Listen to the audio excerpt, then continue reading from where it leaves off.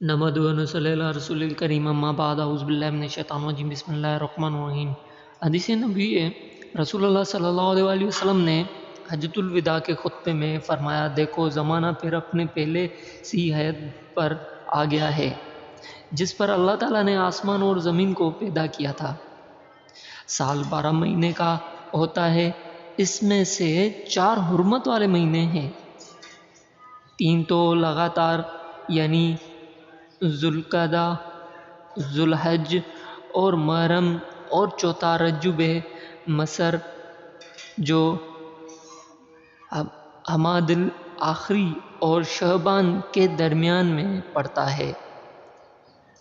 صحیح بخاری 4662۔ دوستو، اس ویڈیو کو ثواب کی نیت سے شیئر کریے گا، سبسکرائب کریے گا اور لائک ضرور کریے گا۔ السلام علیکم ورحمۃ اللہ وبرکاتہ۔